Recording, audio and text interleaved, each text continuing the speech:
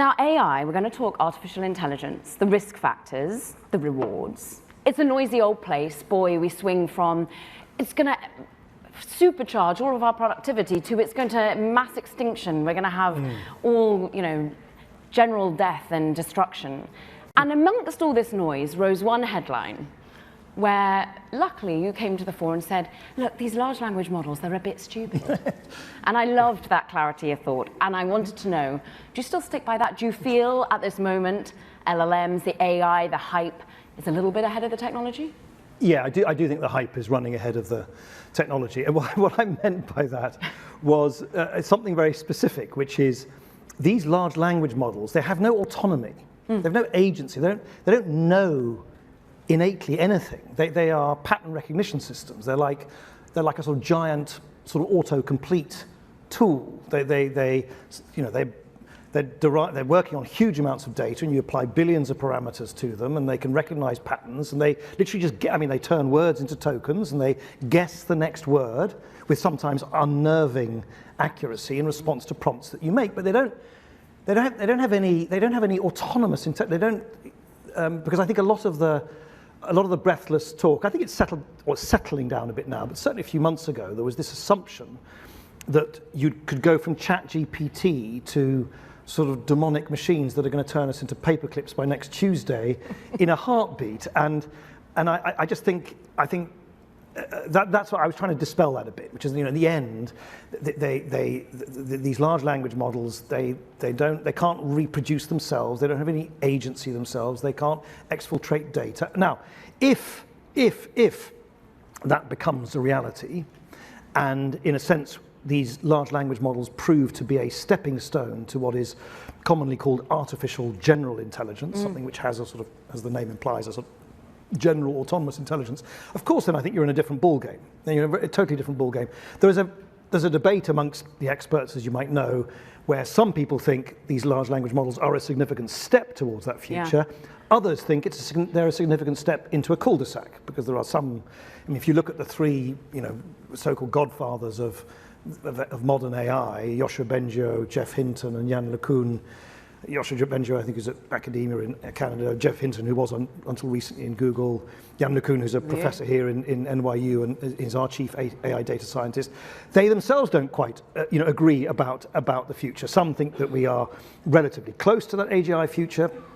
Others, Yann LeCun and others, feel that, in fact, you need to pursue a completely different AI paradigm, and that this particular approach, whilst remarkable, I mean, truly remarkable, and these are very powerful tools, nonetheless will have somewhat almost diminishing returns, because how many times can you consume and reconsume, the internet, to put it glibly? But what about any sort of agreement on whether one should be open sourcing or not? Because a lot of the commentators and your own communication around it came out when Llama 2 was announced and given freely for those to build upon, to work with. And I think another slightly breathless comment from an academic in the UK was, you're basically given a template for a nuclear bomb. Yeah. Now, do you still feel that open source and everyone being able to iterate and perfect is the safer route, the responsible route? Yes, we do. At this stage of development. I mean, I've got to be very clear, for those who sort of follow this debate about open sourcing versus closed proprietary models, I don't think it's important not to be sort of dogmatic about it. Of course there's a space for a mix of proprietary and closed and open and widely shared models. And by the way, there are AI tools which we have deliberately decided not to open source. There was just, I think over the summer, that we had our researchers came up with a remarkable tool that can take a snippet of your voice and then extrapolate that to mimic your voice perfectly. And we didn't, for obvious reasons, open source that. But in general, Meta as a company has believed, for a long time, by the way, this is not new, that in general, if you can democratize access to technology, it's in our interest. We're a business, we're not a charity. It's our interest because it creates a flywheel of innovation which we can then reincorporate into our products. But we also think it's actually better for society as a whole, because it means that researchers and investigators and academics don't need to build a whole large language model themselves. They can, in a sense, use it off the shelf from us. They can download it, they can run it on Windows, and so on. And as you may remember, we open sourced Llama 2 in partnership with Microsoft, and it's on AWS as well, and so on. But in general, we've believed that open sourcing is good, and over the last decade, we have open sourced over 1,000 AI databases and models. And by the way, some of those are foundational sort of bits of the kind of AI architecture that everyone uses. So PyTorch, which is used by the whole AI sector, was devised by Facebook AI researchers. So we think where it is responsible to do so, and of course you need to be responsible, you need to stress test it. We had, I think, around 350 people red teaming Llama 2 before it was open source. Red teaming being where you sort of you try and break it, you try and test it, you try and probe its vulnerabilities. Ourselves, alongside a lot of the other main AI players, we all submitted versions of Llama 2 to DEF CON in Las Vegas over the summer for hackers to be able to try and do their best, or rather their worst, as well, to probe it. We published a 75-page research document explaining exactly how the model works, how we assembled it, what stress testing we did, and we got obviously responsible use guides and so on. So I think, of course, you need those guardrails. You can't ever guarantee. This is important to be open about this and acknowledge this. When it comes to this, it's because it's foundational technology. It's like an operating system. It's something which pervades everything, and lots of things will be built on top of it. Of course, you can never perfectly predict how it will be used, and you can't perfectly sort of litigate for that in advance. And no doubt there will be people who will try and use it for bad purposes. But in general, it is accepted in the sector that open sourcing these things leads to safer models because you can then openly look for vulnerabilities and fix them. And that's certainly the attitude that we believe is right at this stage on this great AI journey.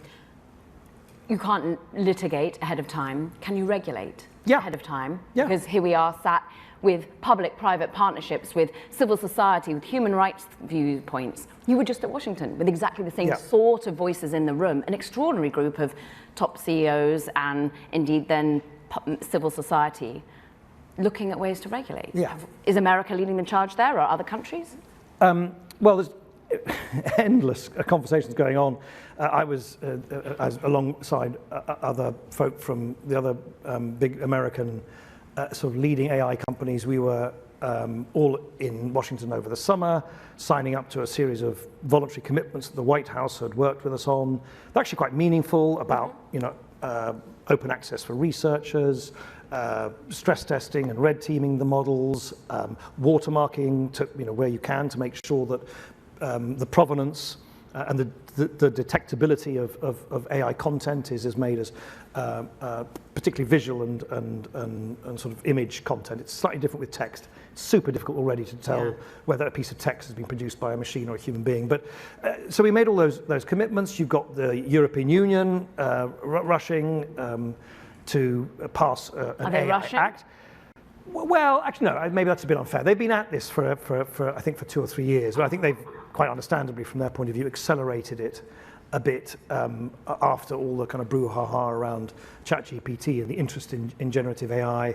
The Japanese are running a G7 process, or overseeing a G7 process, the Hiroshima process, which is trying to align G7 approaches. You're off there? I will be, yes, be there probably in early October. In early November, the United Kingdom government is hosting a conference on AI. We're all having parties. Everyone's having an AI party. So in a sense, politicians and regulators are doing what they do, and I was a politician myself for close to 20 years. You kind of rush to the hot issue of the moment, and everybody wants to try and come up with the answers. I think we're still in a slightly incoherent sort of phase. We're at the sort of top of the funnel before you really narrow down to a consensus on where are the risks. Are they proximate or are they distant?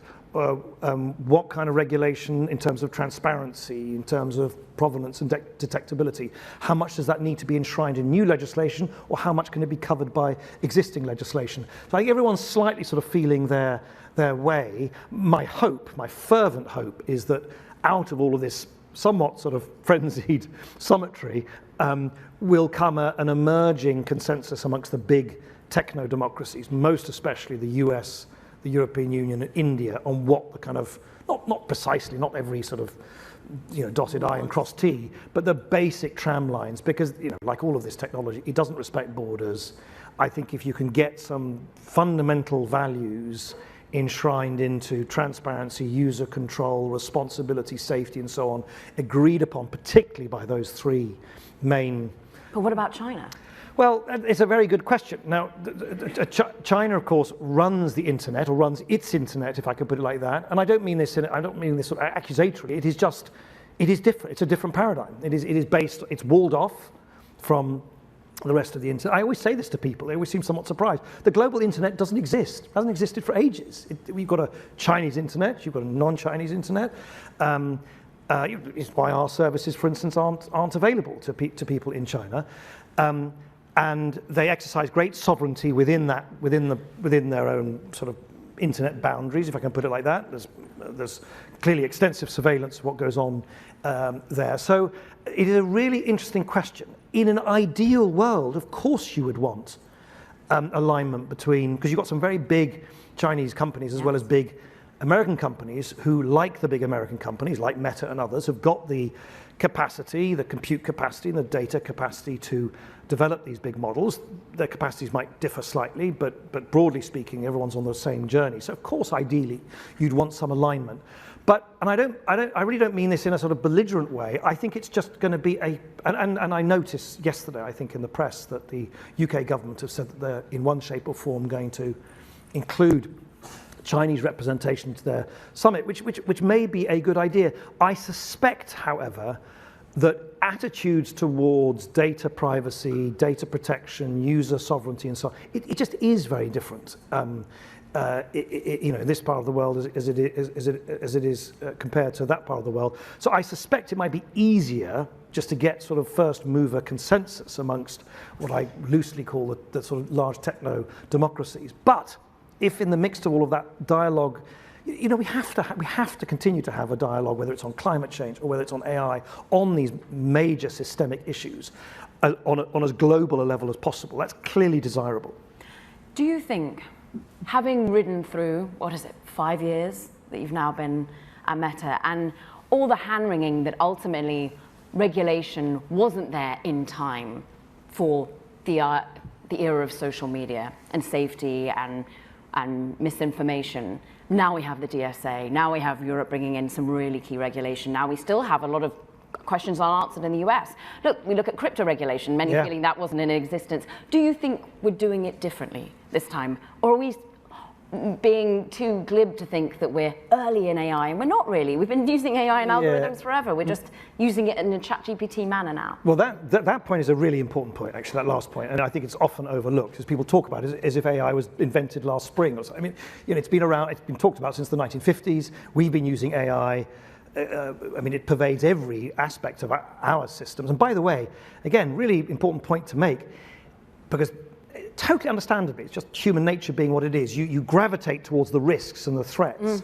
It's worth, of course, the potential of AI to provide everything from personalized education to better cancer diagnosis to instant holiday planning for anyone that's planning their next summer holiday. All of that is true. But in our world, in the social media world, AI has long been an incredibly powerful sort of sword, not just shield. Moderating.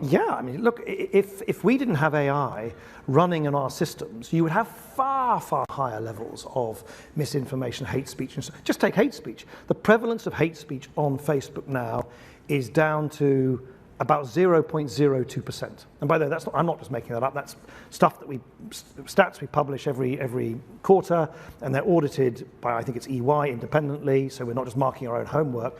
So that for every 10,000 bits of content that you'd see online on Facebook, 2 bits of content might be hate speech. And that is down by about 50-60% over the last couple of years for one reason only: AI, because our classifiers are just getting much better. So I think it's worth remembering, particularly, and you and I talked about this backstage, particularly in advance of all of these hugely consequential elections which are happening next year: India, the US, Mexico, the European Union, possibly the UK, and so on.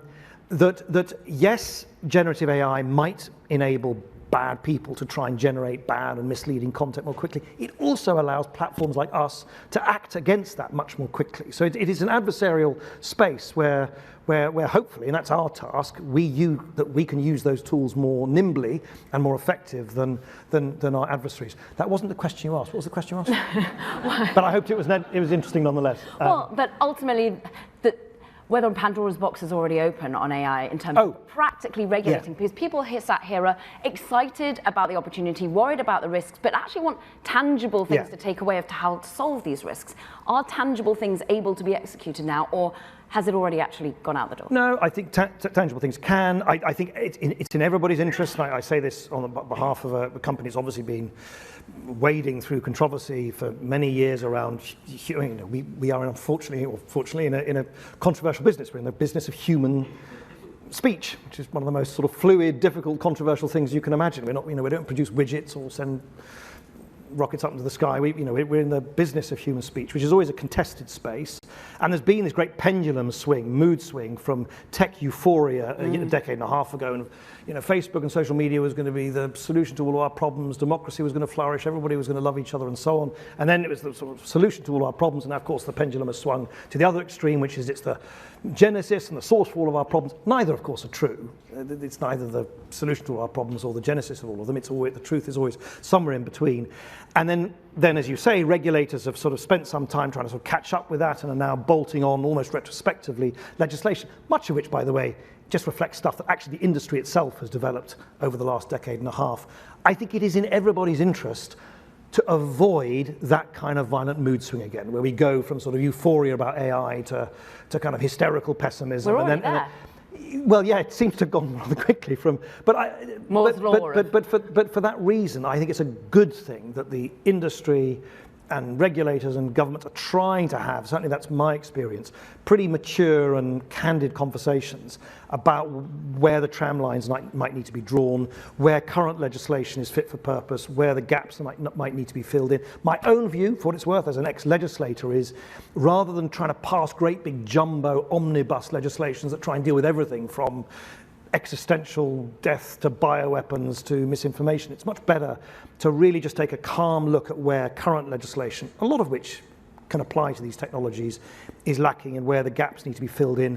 I think if you can get the industry to have common and clear and exacting standards of transparency, so that the industry is forced to explain how these models are assembled, how they operate, what data has been used, what data has not been used, and then clear industry standards on how to detect and watermark and show the provenance of AI.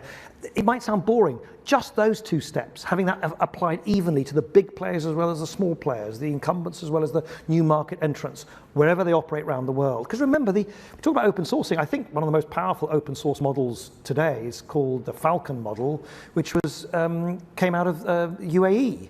It's not all coming out of Silicon Valley, and many other models will be open source soon. I know that Mistral, the French AI company, actually, which came out of a lot of meta data engineers went and worked there. So this is going to keep going. So new entrants will come in, new innovations will happen. We're announcing next Wednesday on the 27th new applications of generative AI in our products, things like you'll be able to communicate with businesses on WhatsApp and Messenger, these sort of really, really extraordinary AI-powered bots. That will transform the way that all of us as consumers interact with businesses, and many other things that we'll announce next Wednesday. So it's moving fast, but if you can just have basic standards on transparency and on... And do you think you're getting there, having been in the room with I think wannabe cage matchers? My own view is the sooner we can get beyond the kind of, oh my gosh, is it going to be the end of the world kind of thing, which I think has a paralyzing effect on the debate. It doesn't, it just everyone goes, ah. And when there's bias in the here and now. And yes, I think there are a lot of here and now issues that we can deal with, whether it's elections, whether it's misinformation, whether it's transparency, whether it's provenance. And I certainly urge lawmakers to kind of, fixate on that. Don't fixate on a future which may arise, and of course we should continue to talk about it, but if you spend all your time trying to anticipate a tomorrow which hasn't arrived yet, you won't fix the issues that we know are present today.